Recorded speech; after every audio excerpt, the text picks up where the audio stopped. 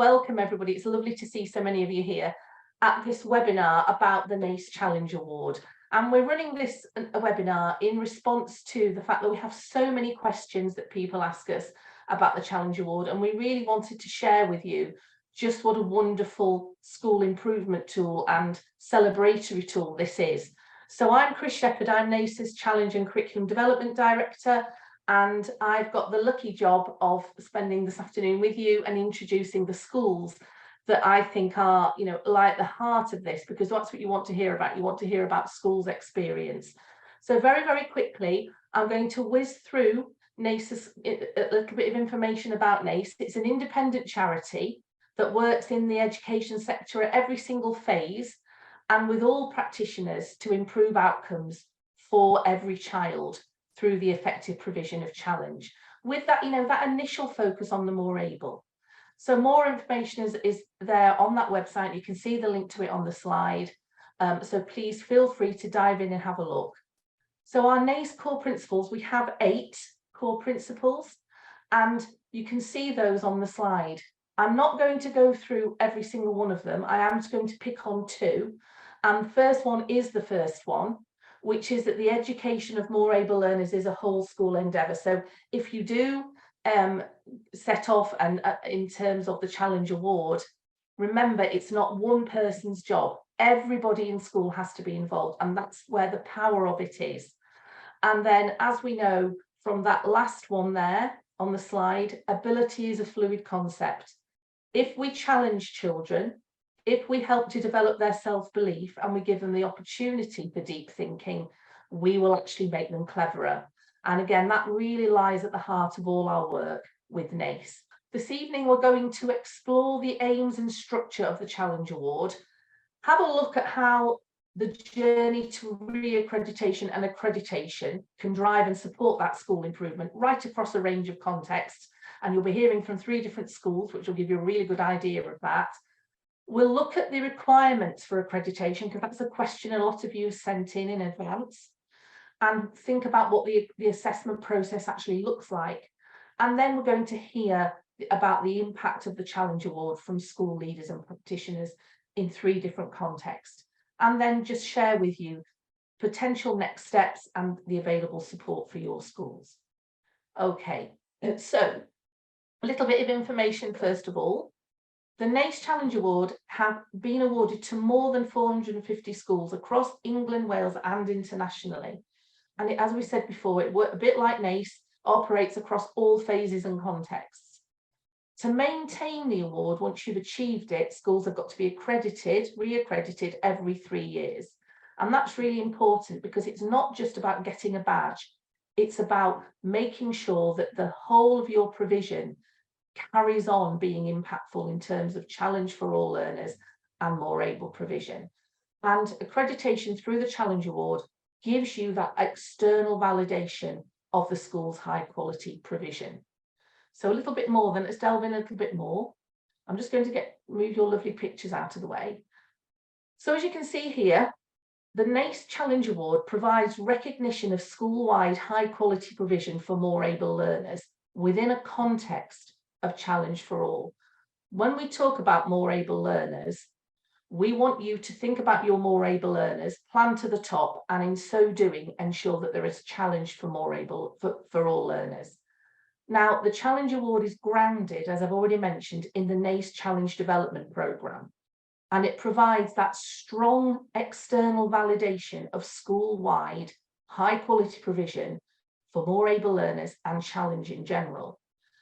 It provides that evidence of impact aligned to other school improvement and accountability measures. So it's really useful for schools that are in the Ofsted window or in the Estin window. It helps you start thinking about what your practice looks like at every level. When you start down the route of the Challenge Award, it helps you develop a really clear action plan and then provide you with ongoing support for continued improvement. And that includes the fact that you get a free challenge check-in between your first and second accreditations, where a NACE assessor will contact you and you can have a talk about how things are going, what you think you need to work on now, and whether you've continue to be impactful and whether you need to change anything. And again, one of the strongest elements of the Challenge Award and your involvement in it is the opportunity to work with and learn from other Challenge Award accredited schools, both through publication, CPD research and other initiatives. And once you get the Challenge Award, you actually get membership of the NACE Challenge Award Schools Network meeting, which meets regularly, and it's there for you to focus on an individual aspect of your provision or to look at challenge in general together. And that's a really strong group. So as I've already mentioned, it's more than a badge.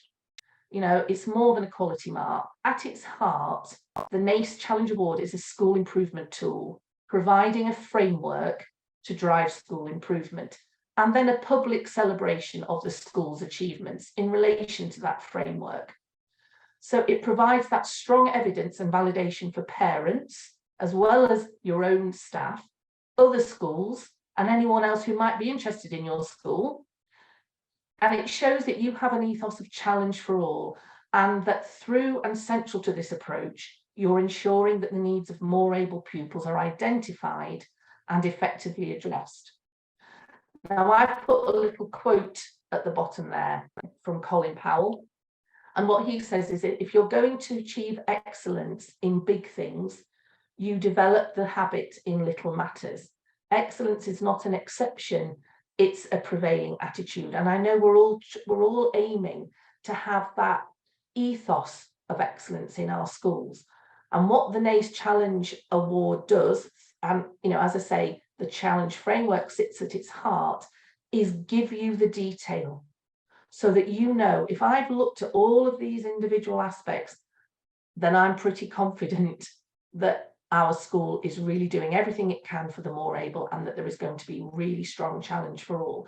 And then your assessor will come along and validate your judgment. But what's brilliant is the detail it gives you.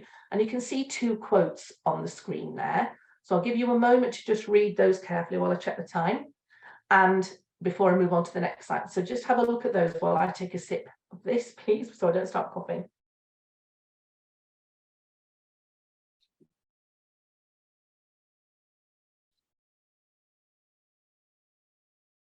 Okay, you can see from that first quote from Portia, what I love about that quote is that she says that being involved in the NACE Challenge Award helps to remove the ceiling. It helps to show that there are no limits on what children can achieve, and that you're not holding children back. You're saying, this is what our more able can achieve. We are going to make sure that all children get challenged to that level. And then you can see Amanda's quote there from Alfreton Nursery School. She talks about the sort of impact of sharing that practice with an assessor who has broader knowledge and understanding of national benchmarks. And then what's really important is that when we go in as assessors, you can hear our feedback, and we can help guide you in terms of whether that practice is a strong practice in relation to other schools and in relation to national standards, and you get that robustness of assessment. So I've talked a little bit about the challenge framework, but I need to just go into a bit more detail about that. So based at its heart is the NACE Challenge framework, which I know some of you already have, but you've bought it as a school improvement tool. What you can do now is you can think of it as, well, actually, if I look at all the elements within the challenge framework, these are what we're going to be assessed against for our challenge award. And once you've done your own self-evaluation against those 6 elements, that helps you to determine whether you're ready to go for that challenge award or not. So you can see there are 6 interconnected elements within the challenge framework, and that forms part of the NACE Challenge Development Programme. 1 is leadership and governance, 2 is identification and transition, then you've got curriculum, teaching and support, professional development, communication and partnership, monitoring and evaluation. And the framework looks at all those. It gives you the detail that lies within each of those elements that helps you to frame and develop your practice in terms of challenge for all, but specifically for the more able learner. Okay, so when your school's self-evaluation suggests that you meet the majority of that framework criteria, you can then apply for formal recognition through the Challenge Award tool. So at that level, the Challenge framework is an assessment tool for schools who have established policy and approaches to review an action plan to further develop practice to ensure high quality provision and sustained excellence in challenge in teaching and learning. So, you know, how does it fit with Ofsted and Eston? It's not all about them, but you know what? If you want a tool to help you prepare, I can tell you from having been ahead, it's a fabulous tool to use. And you can see there that Sean Hartford, when he was quoted in 2019, talking about the fact that they were going to be checking that schools have an inclusive culture. And that includes whether schools are teaching those children who are the most able and who need to be challenged a bit more effectively. So they're not just thinking about your SEND children, they want to see that you're challenging every child effectively, and the framework that sits beneath that challenge award is what will help you to get that right. And you can see some quotes there from Estin, which is the Welsh inspection organisation. You can see they pick out the idea, you know, challenge lies at the heart of the curriculum for Wales. So they're really focused on it. And you can see where they talk about where the schools where there were excellent standards, they knew that that was because the children were being really challenged. Okay, so that's just to give you a little bit of relevance in terms of those external things. But you know, it's not what it's, you know, it's about much more than. So in terms of eligibility, again, I'll check the time. To apply for the NACE Challenge Award, your school must hold NACE membership, and that must be current, and it must be current throughout the 3 years that you hold the award as well. And we hope lifetime, you know, that's what it's about, so that you get that constant support. You've got to be able to demonstrate, as I said, that you meet the criteria outlined in the NACE Challenge framework based on your own completed self-assessment and a portfolio of evidence. But please don't panic about that. You don't need to produce massive files. It can all be held, you know, you can hold your documents electronically. And that evidence includes pupil progress and achievement. Okay, but it's not just about that, it's about much more than that. Your school needs to hold an Ofsted good or outstanding judgment, or the equivalent for independent schools. Schools in Wales, because there's it's sort of a time of flux with Estin at the moment, will be assessed on a case-by-case basis, and their most recent Estin judgments will be taken into account. And again, as I've said before, schools working towards the Challenge Award can benefit from the Termly Challenge clinics, which give you free one-to-one support via either phone or video call to help you review where you are and help you identify your next steps. But again, remember, it at its heart, it's a school improvement tool, and when you get to the Challenge Award stage, you're talking about the real celebratory quality mark that you're going to achieve.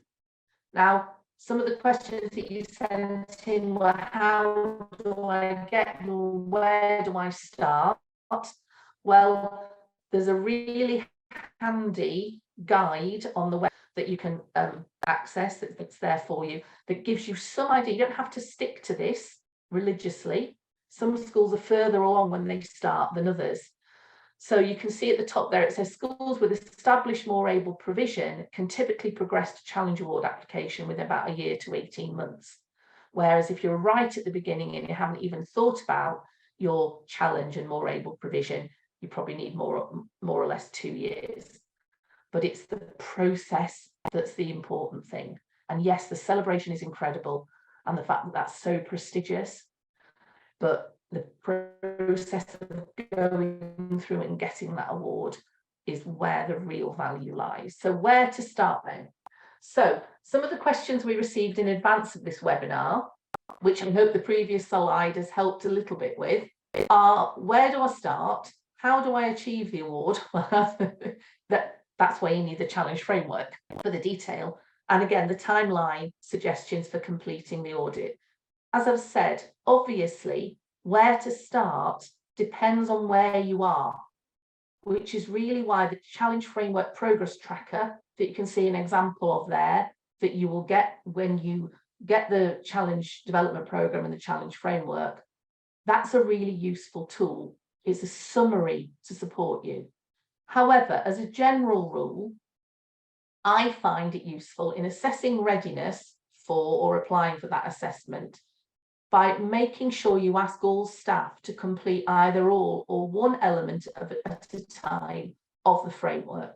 And you can use them as a starting point with the challenge framework to find out where they think they or the school are. Sometimes it's useful to start with senior leaders and move on from there. You may wish to start with an element. So you may wish to start with element 3, which is curriculum and teaching and learning. Give that to all your staff and say, right, against these detailed criteria, where do you think you are? And then from that, you could start developing your action plan. Or you may start with an area that you think is less well developed or more well developed, so that you say, right, well, if it's more well developed, we'll have fewer steps. And from whatever point you choose to start from, you can create an action plan then that will secure your readiness for assessment. And that's where your challenge clinics really support you. Now, at the end of each of the 6 elements in the challenge framework, there is a list of essential criteria. And those are absolutely important. That's why they're called essential criteria, sorry. And this provides you with the broad areas for self-evaluation, which help you identify what still needs to be done.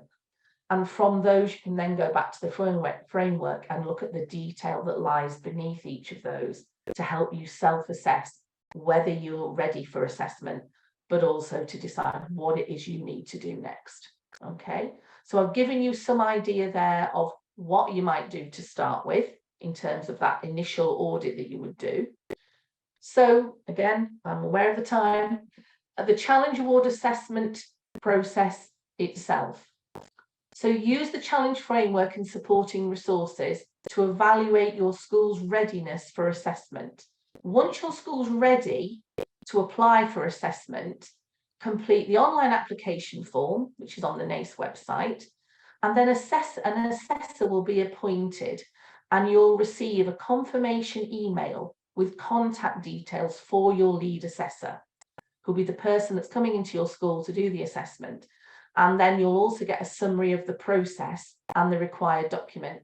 Now you can see on the screen, you've got stage 1, which is the pre-assessment half-day visit. And that stage is mandatory for all schools being assessed for the first time.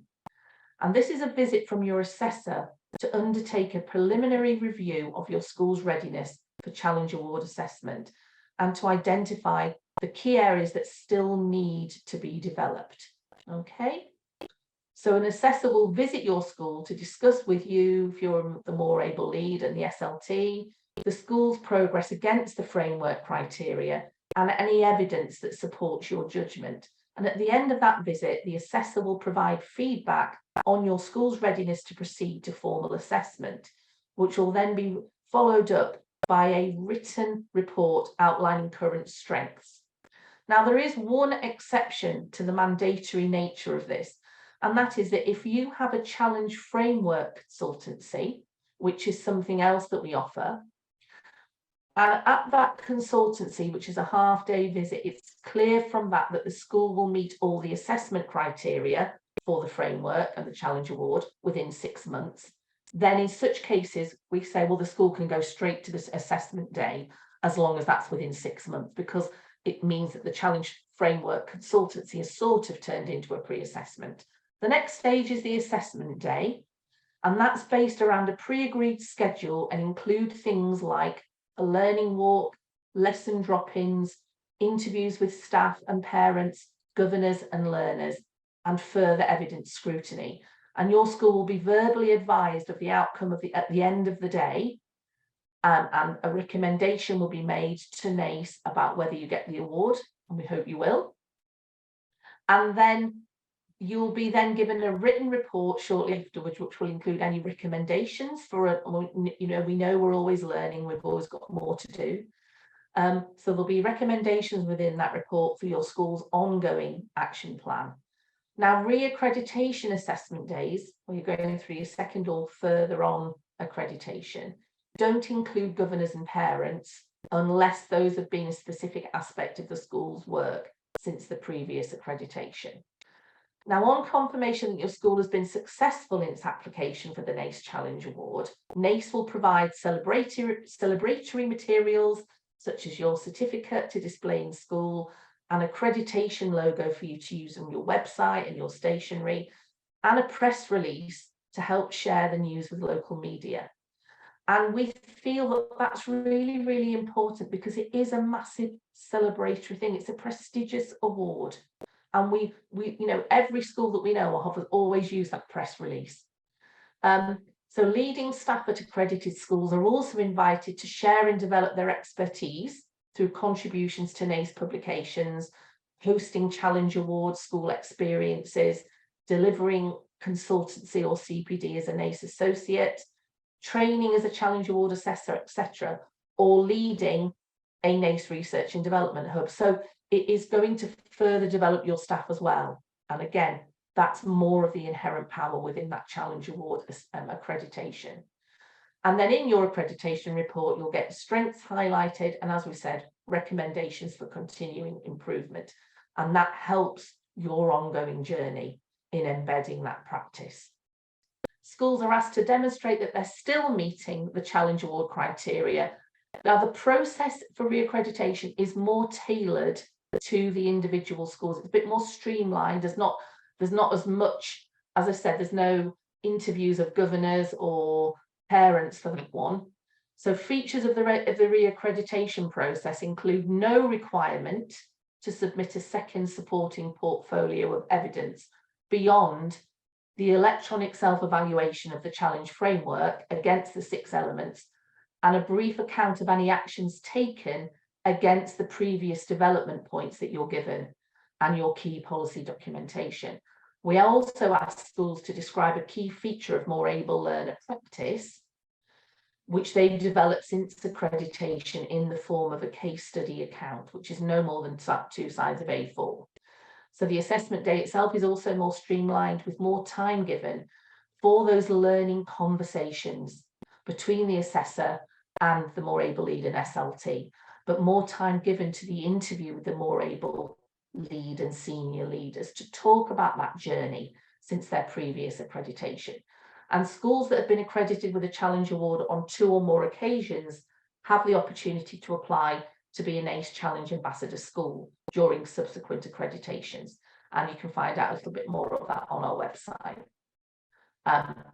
And we'll talk about that if we have time at the end. I'll come back to this, but I do really want you to speak now. Listen to 3 practitioners and leaders from NACE Challenge Award schools. We have Sarah from Lostock Primary School. Sarah's going last, actually. We've rearranged the order slightly. We've got Laura March from Southend High School, who's going to go first. Then Claire Robinson from Home Grange School in Wokingham, and they're going to share their story around the Challenge Award. Hi everyone, my name is Laura March and I work at Southend High School for Boys. We have been working with NACE since 2007, so we're very experienced with using the Challenge Award framework, and as Chris said, we very much use it as a reflective tool to try and look at how we can continuously improve our provision for more able students in particular. We are delighted to be reaccredited for the 5th time in November, and we've also become an ambassador school, and we've got a Challenge Award Experience Day coming up in May the 5th, and we've already got quite a few schools signed up to that, which is great. So really I've got 10 minutes to share with you some of the kind of best bets that have come out of this, and those strategies and ideas that we feel have been very successful over the last few years. One of those is our Hot Club. Sounds very exciting, but it's basically where I meet with 25 students from Key Stage 3 and Key Stage 4 every 3 weeks, and those students are collected from our MAT register, and they're made up of pupil premium, SEN students and MAT students across a range of subjects. Some of them are identified in maybe 6, 7 subjects. Some of them might only be identified in 1 or 2. And the idea is that we wanted to triangulate what was happening across the school. Chris mentioned that the framework allows us to look at provision from all different levels, and we felt a few years ago that that was missing when it came to pupils. So we had our school improvement plan, we had our MAT champions in place, but we wanted to know what was actually happening in the classroom from the students' point of view. So 4 years ago, we set this up, and you can see the first task I did is I give them 2 questions and I asked them to write down how they feel in the classroom when they're being challenged, and how do they actually know that they're being challenged in the classroom? What kind of things do they look for as an MAT student? And since then, we've done a number of research inquiries that I've then been able to feed back to staff during workshops, and it's really helped to shape our MAT policy, our MAT workshops and our newsletters going forward throughout the school, and staff find them really insightful, and the students love it. It's a club that other students are now saying, can I come along to it? How do I join Hot Club? And it's really trying to raise aspirations for all students. We've also got guest speakers to come in to talk about universities, and that's happening in year 7, year 8. So we're trying to plant those seeds early on to try and raise ambition across the school. So from that then, we wanted to look at impact. So what impact is all of this having? So as Chris said, we have an MAT policy, we have identification in place, we had lots of wonderful teaching and learning strategies, but we wanted to talk about what it actually looks like in the classroom for staff. So we look at the work of Bjork, and we've done quite a lot of CPD, and we talk about this word desirable difficulties with the students as well, trying to develop a shared language across the school, which is really useful. And it's always looking at this idea of the struggle, making sure that students understand that it's absolutely fine to struggle in the lesson. We've got quite a lot of students who are perfectionists, and they are very overwhelmed and very hard on themselves if they don't master a task very early on, or they don't, I guess, get the A star, the A grade first time around. So it's trying to send that message that it's fine to have a go and to fail. So we've looked at a lot of work from Miri Mayat. She's got this lovely term, high challenge, low threat. And we've tried to encourage staff as well to use that language in the classroom so that students can slow the learning down. They do have high challenge. They are thinking hard about the learning, and trying to avoid this idea that I guess probably existed back in 2007, 2009. Certainly when I started to teach, the word differentiation to me anyway was very much about differentiated tasks. So having group A, group B, group C, and giving different worksheets and different tasks. And really what I was doing is narrowing the curriculum and saying, this is only applicable to some of you.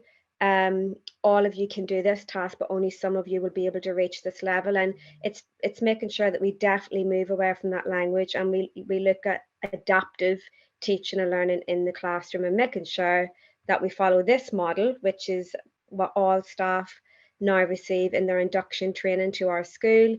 It's just that idea of teaching to the top and scaffolding from the bottom for all of our students, including SEN and our pupil premium. And from the framework, it talks very much about making sure that everybody is entitled to a knowledge-rich curriculum. So what does that look like? So we had to think hard about, well, what does that look like in the classroom, and what impact is it having? And again, there are no silver bullets. We know that when it comes to teaching, but these are just some of the kind of best bets, the key pedagogical principles that we think work really well. And also it's sustainable for us as teachers to put this into practice without having to have separate worksheets, separate tasks for different groups of students. So the first one is just making sure that we've got an explicit focus on literacy within our subject. So it's going back to developing subject vocabulary, making sure students do have access to demanding text that aren't dumbed down, but obviously accessible for other students through glossary, through prompts, scaffolding, different frameworks that they might have in their exercise book, making sure that we as subject leaders also invest in our own subject knowledge. So sending the message that it's absolutely fine to ask to go in a course to develop your own subject area, so that we in the classroom can provide high quality explanation and chunk the information down so students really understand that. And that goes back to a lot of cognitive science work at the moment around cognitive load. Modelling, we have invested in visualizers for most departments now because we've seen the benefits in that, especially in the quality of our students' writing. Really, again, modelling for them what we expect when they're approaching an essay or an equation and how they should lay it out, just to make sure that they are picking up all the marks available. Questioning, again, moving from that kind of surface level questioning to deeper knowledge and what that looks like in the classroom. And we've introduced quite a lot of cold call techniques. We've worked using the books from Doug Lemov, and that's been really great. Teach Like a Champion has been a book that we constantly refer back to, and it's one that I would recommend if any of you are thinking of developing any new ideas. Feedback as well has been something that we've tried to work on. How can we make even the MAT pupils who have mastered a task, how can we make them think about how things could be even better, different words they could use, different processes to figure a problem out, so that they're always using their time effectively in lessons. And all of those strategies, if you are interested, the kind of I took them from the book Every Lesson Counts by Andy Thorby, which I find really useful, and it just explains each of those strategies in a bit more detail if you're interested having a look. So moving on from that, most recently, when we had our reaccreditation in November, it was picked up in our report that we have done quite a lot of work around memory and how we do move students from that surface knowledge to deep knowledge. And we're always focusing, even when new evidence emerges. For example, cognitive science seems to be very popular around schools at the moment. It's always about stripping it back to what does this look like for the MAT students, because we do know that a rising tide lifts all boats. Whatever we do for them is going to be beneficial for every other student in the classroom.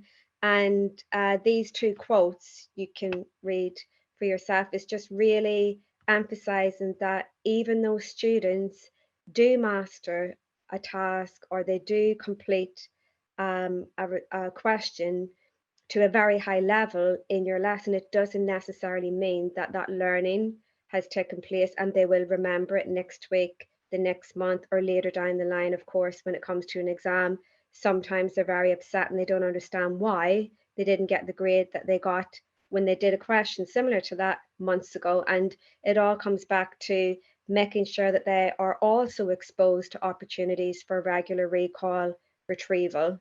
And this is just one thing that we've been sharing with our Hot Club students. We've been reminding them that yes, they might be very successful in a lesson, but it's very likely that 90% of that learning will have been forgotten about after 1 week, unless they start to put effective strategies in place at home, in school, to regularly recall, even going back to work that they feel that they've mastered, making sure that they actually have mastered it, have they checked it. And we've been sharing some resources across the school, of course, using retrieval grids, low stakes quizzing.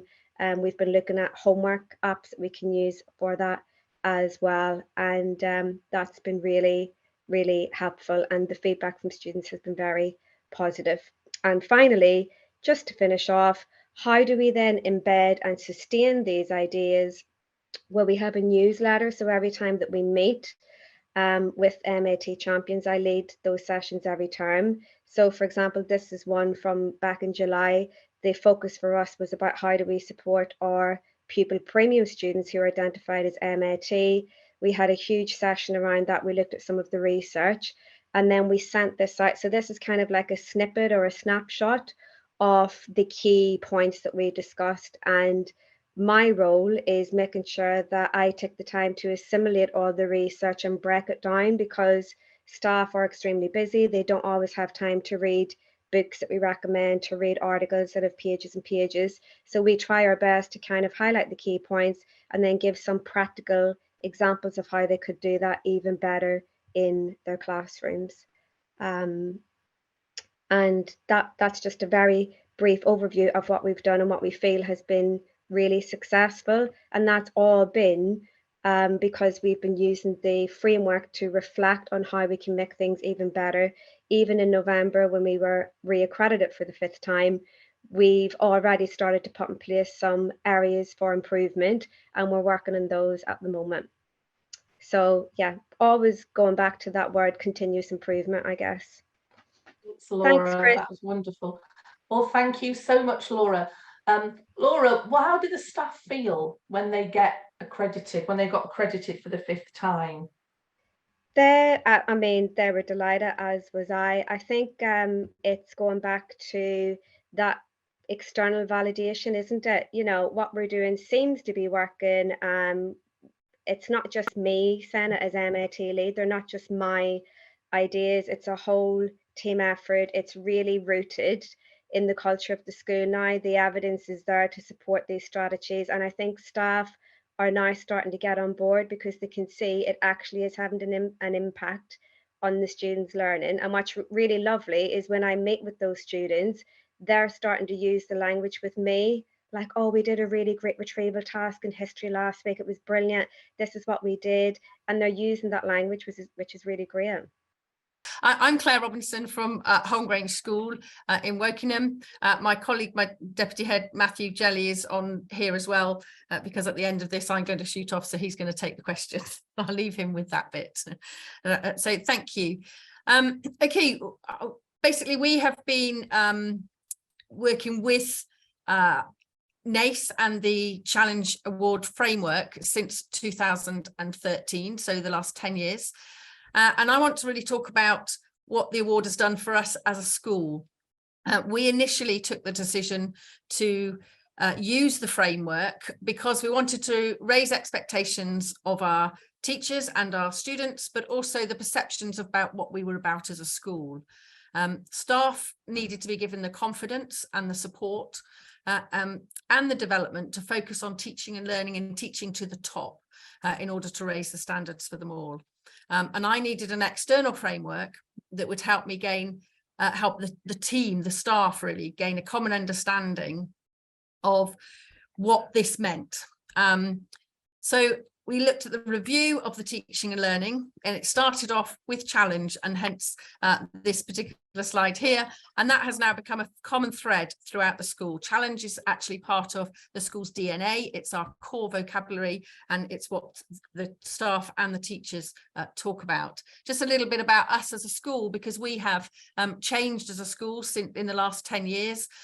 We were a prep school. We are now a school that goes to 16. We are inspected by the Independent Schools Inspectorate, and our last inspection when we were a prep school was in 2015, and we were given excellent, which is the highest rating that you can get with ISI. And just before Christmas we received our next educational quality inspection, which was our first as part of being a school to 16. And it was great to be recognised for the work that we're doing with the challenge and the support that the students are getting, and how they operate in the classroom, and how the teaching again challenges the children in the classroom. We have a wide spread of abilities in our school, and we do have several children with SEN, as you can see, we're in proportion to the number of students in the school, but also a lot on the register, because we've changed how we identify them and what we identify them for. I want to really look at the what difference and the impact that the Challenge Award has had for us as a school on 3 different areas: on the staff, on the pupils, and on the culture of the school.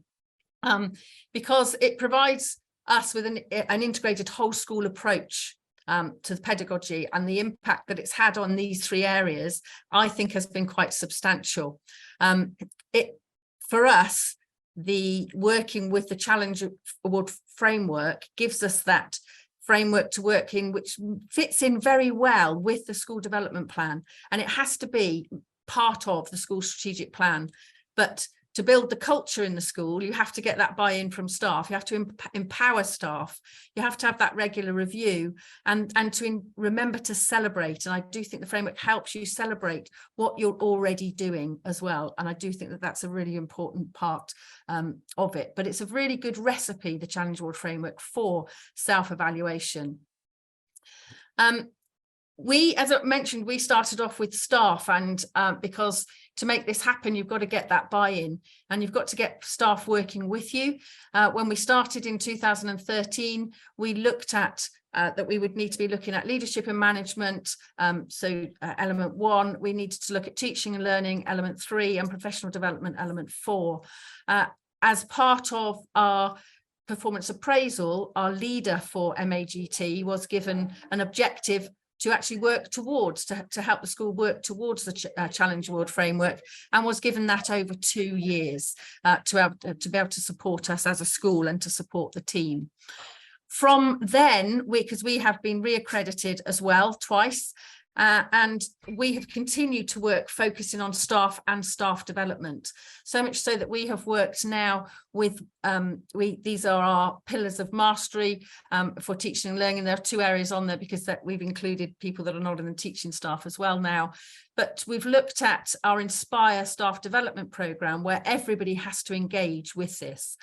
So everybody takes an element of the focus of one of the pillars to focus in their classroom, and we've extended it this year to actually every member of staff will be doing some research. So irrespective of role in the school, everybody will undertake a piece of research linked to this, and it does tie in very, very much with the framework. Helps us to build this, because it gives us the framework, our own framework behind our staff development strategy. Our pupils, we have looked at challenge and what does challenge mean, and the impact that the award has had for us has actually encouraging them to embrace that challenge.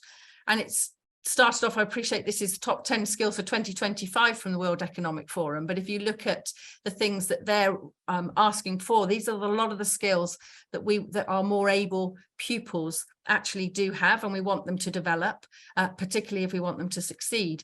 But I suppose the development for us since each of the accreditations is looking at that identification. So that element 2 within the framework, how are we going to identify them when we have changed from when we were first accredited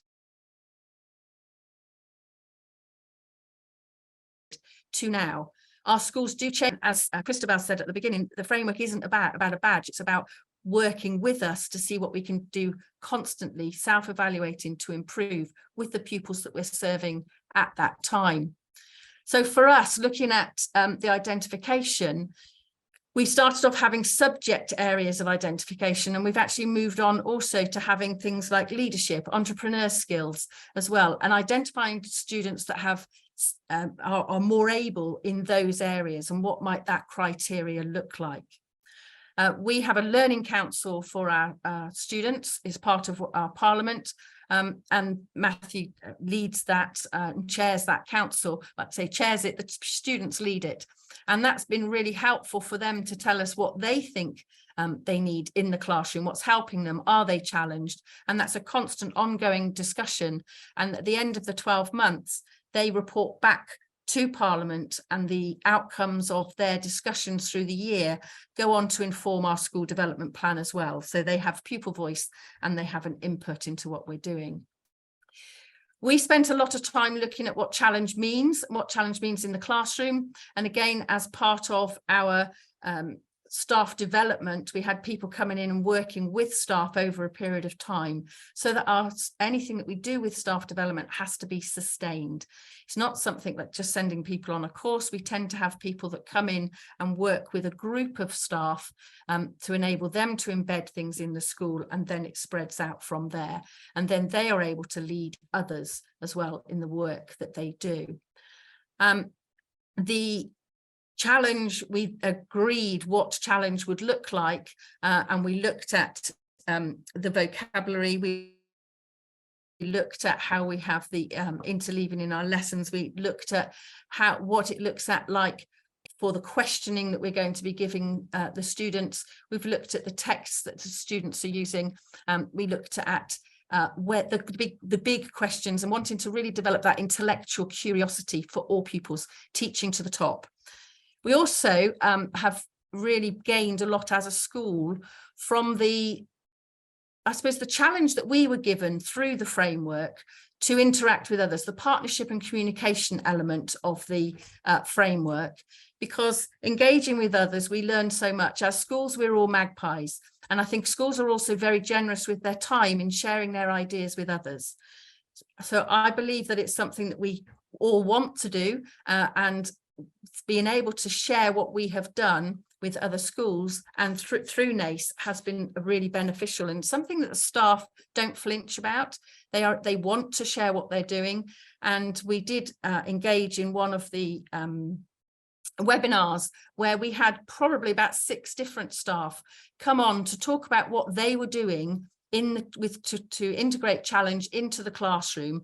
And these were just some of the things that they were demonstrating through the webinar to show them right across the school, from the pre-prep, which is our key stage 1, right up to key stage 4. We had teachers in specialist subject teachers, primary teachers, talking about and demonstrating how they use problem solving and the impact that's having in their maths lessons, what the impact of the silent teacher, and how that initially really did challenge particularly some of our able children, but really did encourage them to step out of their comfort zone.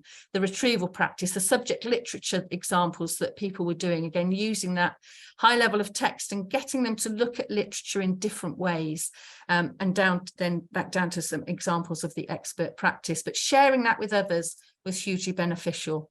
And that ultimately then gave us a culture of challenge in our school.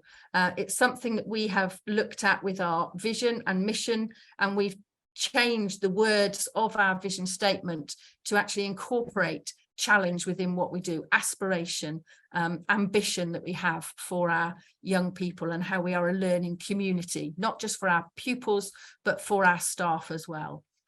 So this, we now have a learning wheel. We've discussed that with staff as to what we want our learners to be and how we can actually acquire that for them across the school. So to get that culture, you have to get the buy-in from the staff. And for us, that was through the commitment through continued professional development. That then empowers those teachers to go out and try these things, because they are also open to ideas and they see the impact that it has on the students, and that spreads very, very quickly. We have to be reflective, and we do have a reflective community that are constantly looking to see what they can do to improve, and they're aspirational with those high expectations. But it also just has to be, as we said, authentic, back down to it being, I suppose, it's not about a badge. We're not doing this for the accolade. We're doing it because it's the best thing to do for the students, and the teachers want to improve as well. So they want to improve their practice for the benefit of the students. So this just gives some idea about what we were looking for and what we would define as scholarship. What does that look like? And these are all the things that we felt scholarship would look like within our school, but that also then makes that part of the culture. It has to be back to being within the DNA. So what next? Where are we going as a school now? Will be working towards the NACE Challenge Ambassador School accreditation. We have been a NACE Hub school, and we have also worked with delivering courses for the more able leads. And 2 of our more able leads, one of them, since the period, I've had 4 more able leads since we started our first accreditation. One of them has gone on to become a head, and the other has gone on to become a local authority advisor. So that development that they've got from it also through using this as a structure has been really beneficial. We now have this culture of whole school evidence-informed research projects. We're doing a lot with neuroscience for teachers, developing that understanding of how children and young people learn, and also that deals with the social and emotional side as well, because I think for our more able students we have to look at that social emotional side too, and again the framework supports that. We have held teachers conferences and parents conferences, and will continue to do so to support parents in meeting the needs of their students in their learning and challenging them, and we've done that for teachers too. And we want everybody to be leaders of learning in the school, and the framework has helped us do that. So I'm Sarah Prendergast. I am the personalised learning leader here at Lostock Primary School. So that kind of title kind of umbrellas, the many roles that I have here. One being working with children with SEND. So I am the SENCO here, working with disadvantaged children, working with children who are more able and talented. So yeah, so that's kind of my role really here at school. We're a very small one-form entry primary school in Bolton. We have very low incidence SEND, but we have quite a high proportion of children who are more able and talented. So, you know, so this has become kind of a culture for us over many years of making sure that our children are challenged, and you know, that's kind of the context and where we are as a school. We began working with NACE in 2021.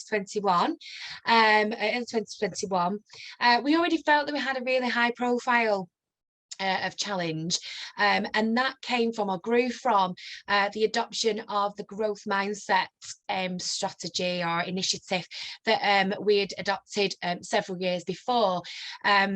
Because of the children that we work with, because of the children, the context, the backgrounds, because our children are very, you know, kind of aware of achieving highly.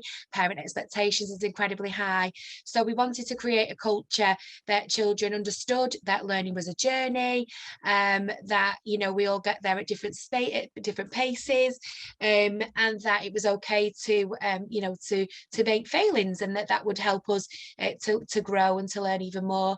So we'd already established a culture of challenge, and we did lots of things already that that supported our children. But we really wanted to kind of make sure that we covered everything, and the NACE, the framework really helped us to do that, really helped us to unpick. So the journey to that assessment day then, if we just go through, the audit itself was extremely useful. It helped us as leaders, myself and the leadership team, to really understand every single nook and cranny that you know, that embrace this culture. And it helped us to see the wonderful provision that was in place, and gave us that confidence that we were doing the right things, and, you know, that we were doing well. But it also highlighted some areas that we either hadn't thought about, or that needed some more work. So that was really beneficial in kind of, you know, making that that plan for enhancing provision in place here at our school. So the audit was invaluable, really positive. The consultancy sessions were invaluable, and again, I know that you know, Claire and Laura before, I completely echo what they say about the assessor and having those consultancies. It's all so positive. It really does help to get that external validation that you are doing a great job, that your provision is amazing for your children. But it also really helps you to see how to develop that provision further, to, you know, to make that even better. And the consultation sessions that I had were really invaluable. They really did help to kind of give ideas, and build upon what was already really great practice. So it didn't feel like we weren't doing something correct. It just was really useful to kind of pinpoint those areas that we needed to look at next. So that was really great. Obviously the NACE membership, that led to CPD that was invaluable, really. So for myself as SENCO, myself as more able lead, of all children, being that inclusion senior leader in school, I found that really beneficial, and I shared that with my colleagues through our own internal staff meetings, to really help them understand the true meaning of challenge, and that, you know, sometimes we consider the word challenge to be a complexity of a task. So it's really challenging because they couldn't do it, and actually we wanted to really remove that concept and really work on the, you know, it isn't just the complexity of a task, it's much more than that, it's deeper than that. So that was really effective, it was really great. The other thing that we felt, or that I felt was really beneficial, was looking into some of the barriers that our more able children face, and in one particular, perfectionism. some of my case studies were related to that, and how some children, their mental health had been seriously affected by the fact that they couldn't accept that they couldn't do it, and that something was challenging them too much. They didn't have the necessary skills and the tools. You know, we hadn't provided them with that to know that it was okay to not get it first time, and it was okay to feel you know, a little bit out of the depth. But through this the CPD that NACE offer, the blogs and the journals and the webinars, you really get a great idea of how to support your children in connection with those specific areas, those barriers. So again, we found that incredibly useful as we led up to that assessment day. Obviously doing the audit and having those CPD opportunities with our staff, we were fully invested. The staff team here are brilliant, from senior leadership all the way down, you know, to our admin team. We're all invested in making sure that our children receive the very, very best education, and the culture of high expectations was just enhanced through that. It helped us to see the wonderful things that we were doing, but also the things that we could make even better, and therefore that helped to improve our curriculum offer for the children, the teaching in the classrooms, you know, through the introduction of retrieval. I know Laura said that earlier.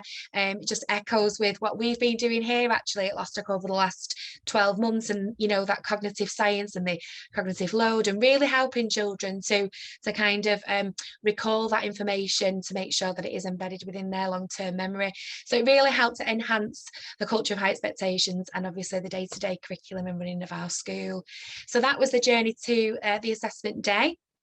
As Christabel did say, we were really lucky to actually be in a position, after the audit had taken place, we were in a position to just go straight to assessment. So within that 6-month period of that initial consultancy, we were able to have our assessment day, which again just felt incredibly, we felt incredibly proud of that, you know, and it kind of inspired us to just want to do even better.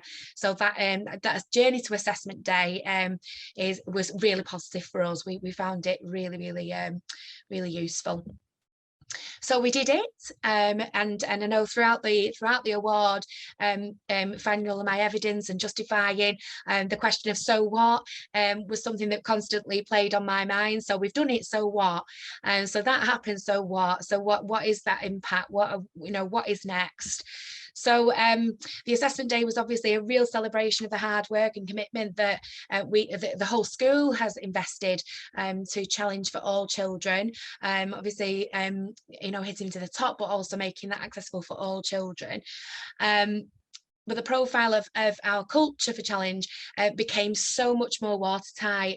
Staff were able to articulate their understanding of Challenge and what that meant. They were able to share strategies that they were using in their classrooms. They were offering each other advice, and we became kind of ambassadors in our own rights, really, and supporting each other in terms of next steps and things like that for children within our own classes. The pupils were able to articulate so wonderfully on assessment day. We were so proud of them, not just the more able children, but you know, the wider community of children, being able to explain what Challenge means and what Challenge looks like in their classrooms. We created a video where our more able children and then a group of other children were sharing their perception of what Challenge meant, and it was really rewarding to see that the work that had gone into the audit and the evaluation and looking at the framework had really had a huge impact on those children.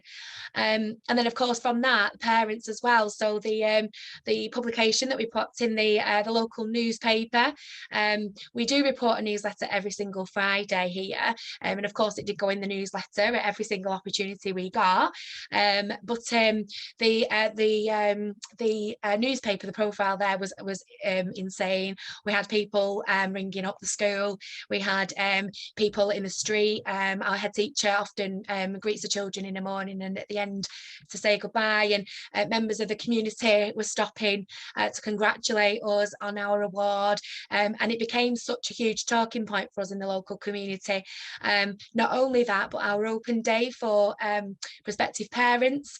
A lot of the time our parents do ask, how do you challenge children? How do you make sure that children who are more able are getting the suitable challenge? And we're always able to give those explanations, but this time we had the tool, we had that reference to that newspaper article, and many of them had seen it, so again it just kind of helped us to validate and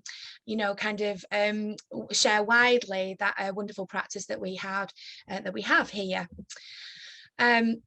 I think we did a lot of work with growth mindset, like I said, over the years. So we began that in 2000. I think we began that 2013, and that kind of culture has been embedded. But what tends to happen sometimes is key ideas do get a little bit. You just talk it and you live in it and you breathe in it. But do you still understand it? Do we still really understand that vision that we want our children to have? So we definitely noticed that the framework helps us to reignite that vision, that learning is a journey, and we will all achieve our goals with that determination and perseverance. So again, it was just remarkable to see the children were so articulate. Their oracy was fantastic, and it just helped us to see that it had been extremely beneficial for that realignment of that growth mindset approach. We talked briefly just about this. Actually, parents are proud to send their children to a school where everyone has equal opportunities to be challenged and support to achieve their goals. So even like I said, people coming up to us in the street, so people who are not parents of children here, congratulating us on our kind of successes and what their view was on that, for the community and what that meant. So it was really such a proud moment, and staff were even more dedicated to supporting pupils who are more able, and one of the particular things for us through the framework, the identification through the analysis, was about identification and how we did that. And one of the ways that we introduced or built upon was pupil leadership. So having children who are subject ambassadors, and working alongside the subject leaders to scrutinise curriculum intent, to help shape implementation, what it would look like, and to go and observe lessons, to look at particular areas of best practice in connection with challenge, in connection with cognitive science and that kind of retrieval and memory. So children and the staff, have just been so committed to kind of really helping our children to develop their own skills in seeing it for themselves and identifying it, and then suggesting amazing ideas to make things even better. So listening to the children and really having them have a huge impact in what happens next in their school, with their learning. So that was the so what. And then next, what are we doing next? So like Chris said, it's not just an award that you get a certificate for and you've achieved it and that's it.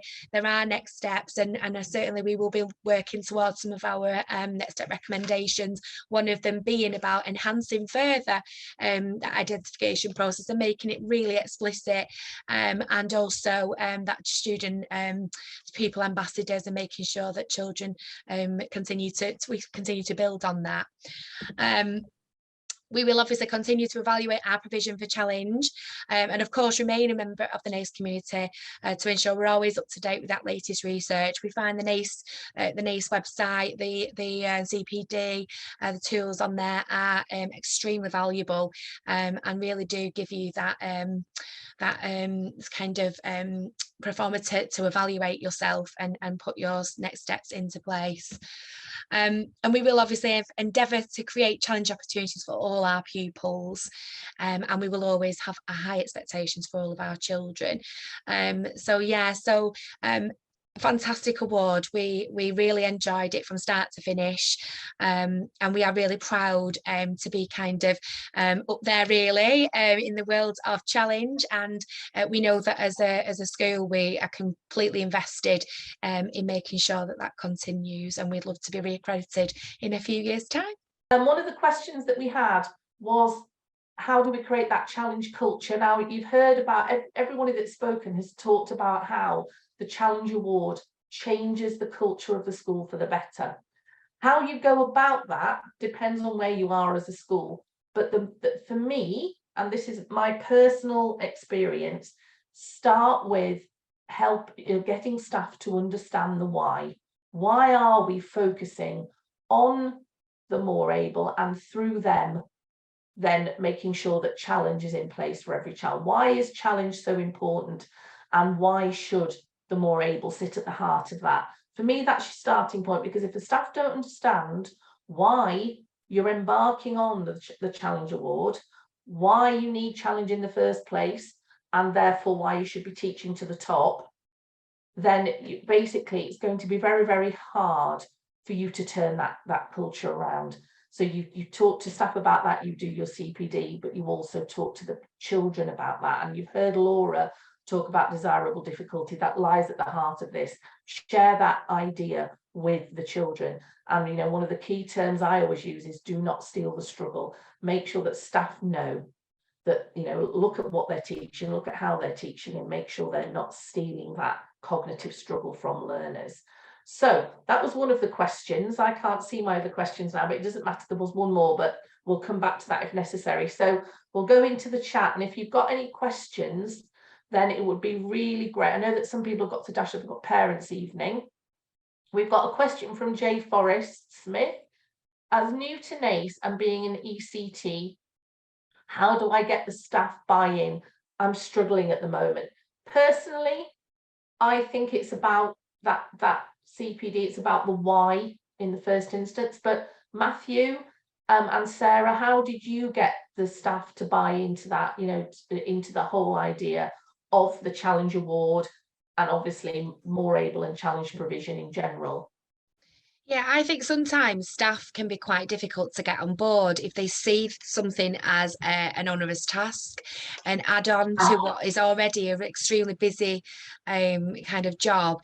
And I think sometimes it's about making it visible that in the long run, this helps them. You know, it's about seeing the positives for them. It helps them to see that it's worth it for their kind of, you know, their time, the planning, and how they're going to deliver this back in the classroom, the impact it's going to have, like Chris said. So I think sometimes trying to turn it around, it's like the reverse psychology, isn't it? Rather than saying we're going to be doing all this work and we've got to do this and this and this, it's about kind of reversing it and saying we've got this great way that we can improve and etc. And I think sometimes that can be a good place to start when you're trying to get staff to buy into your new agendas. It's about the children, isn't it, at its heart? That's why we're all there. And it's when we bring it back to them, when we show that a focus on challenge and the more able will help our children become better learners, that's going to make a massive difference. So Matthew, is there anything you wanted to add? Thank you, Christabel. I mean, Claire was presenting for Home Grange and she's our head, and I think it's important that there is the support from the top, and that leads through, I guess, in the narrative of CPD across the school, through appraisal as well. We've seen our appraisal in CPD sort of change and evolve over the past few years as we've engaged with NACE, but it is very important to have that support from the top. And another thing that I would say to sort of contribute what has been said previously, is that part of, you know, providing that challenge in the classroom is also about the enthusiasms and the passion that staff have about teaching, and also about what they're teaching, because, you know, the depth of subject knowledge and the links that you can make and connections and so on and so forth. There's a real wealth of opportunity there to tap into fundamentally, hopefully, why people came into the teaching profession in the first place, you know, to engage with children. It is obviously, of course, about the children and their learning, but it's also about the content and the knowledge too. So, you know, that's also a key area to try and tap into if you're trying to get buy-in. And we've seen at Home Grange, because of the evolution and change in the school, going from a school that ended at 13 to now a school that has got a flourishing secondary element, we've seen, I think, probably how we implement that concept of challenge in different areas of the school in slightly different ways, and how we can engage with subject leads, be that in Key Stage 1, 2 or 3 and 4. That's wonderful, thank you. Thank you. Thanks to all the speakers this evening. It's been really informative and really helpful. It was interesting to hear, I think it was Laura from Southend to start with, who mentioned, about differentiation in the classroom and how there were ways to move beyond what might have been more kind of old-fashioned ways of thinking about strategies like that. And I wondered if there was any other good advice about strategies that sort of experienced teachers who have had, careers 10+ years might be automatically doing, but that we might fall foul of being sort of less fashionable, or things that have fallen out of fashion, or things that we might, as well as looking for strategies and techniques, that there might be things that we might want to move away from or steer clear of because they're, not considered as effective by the kind of modern frameworks and the modern standards. I hope that makes sense. It's a bit of a rambling question. But no, I think so, Matthew. And I think first of all, do Matthew, going back to Matthew, is there anything you want to say about that? Yeah, a few years ago we did quite a bit of work with Ian Warwick. I don't know if you've heard of Ian. He's got a series of books about redefining more able education, and that was sort of quite interesting from our perspective about the different approaches to differentiation. So you are providing opportunity and perhaps not sort of pigeonholing and limiting, but that I would recommend some reading of that area to sort of look at the concept of differentiation, particularly in pushing towards the top. So in terms of reading material and a bit of research, have a look through what Ian Warwick's Refining Education for the More Able, I think it's called, the text, something along those lines. I'll look it up and put it in the chat. That's brilliant. There's also Teach to the Top by Megan Mansworth. That's a great one. I think we try not to use differentiation anymore because of the word differentiation, because of its association with teachers planning, 3 ways, 5 ways, etc., etc. When what it's about is teaching to the top and thinking of how we can effectively scaffold for all learners to get to the top, rather than starting at the bottom and adding bits on in a linear way. We think, right, what are the more able learners going to be able to achieve? Right, everyone's going for that, and we'll scaffold effectively, whether it's through our modelling that we use, whether it's through our questioning that we use. It certainly doesn't mean anymore that we're going to be doing all this, differentiating 5 or 6 ways. There lies madness, and it certainly doesn't support teacher well-being. I think in terms of the things that work, going back to Matt's question, it's about, if you want to do something that's going to make the biggest difference in school initially in terms of challenge provision and more able provision, it's definitely that taking on board that idea of teaching to the top. And in terms of strategies, it's the questioning that teachers use. And I know that at NACE we are great proponents of the sort of basketball questioning, where a question gets bounced from one child to the next to deepen it, rather than what might, or teachers who've been, and as somebody who's been teaching for 35 years, I hope this doesn't apply to me, but sometimes when a teacher is rooted in tradition, they don't do basketball questioning. It's a case of, tell me what the answer is, right, great, move on. And what you want really is, tell me what do you think about this question, and what's your answer to this question? Okay, what do you then ask another question to help make sure that gets deepened further, or you bounce it to another child to say, right, okay, what do you think of Matthew's answer? How can you add to it? Did you do it the same way? So all the time you're increasing the level of challenge. So that would be, for me, the simplest way of ironing out that, some of the practice that goes on as a first step. Are there any other questions before we finish? Or Sarah, is there anything you want to say around, what you think's been an effective strategy that you use in your school? I think I was just to kind of echo what you said, Chris, about this new adaptive teaching, isn't it, and about removing that differentiation. It's something we're looking at the minute, and just making sure that we're not making learning different for anybody, and that, like you said, we're planning to the top and then just scaffolding that learning and making sure that all children can access. Yeah, that's it really, right from the top of my head. I can't think of anything else to add to that. Thank you. So that's the end of our session. Laura March from Southend High School for Boys talked about the upcoming event, which is a Challenge Award school experience. where you get to go to the school. And I can tell you, this is such incredible CPD and such a good offer, I think, in terms of the cost of this, where you visit a NACE Challenge Ambassador School to gain that unique insight and the inspiring examples, and you see them in practice. So you get that introductory talk when you're at the school around their challenge journey, the transformative initiatives that they've been doing, that they've been working on, and details of that ongoing school improvement. You get a learning walk, which is a guided tour with that focus on effective practice, so you can see what's happening around the school and in classrooms, and you get the opportunity for Q&A. And I think, you know, I always think that visiting another school is the most powerful form of CPD. Well, here you have this in a nutshell.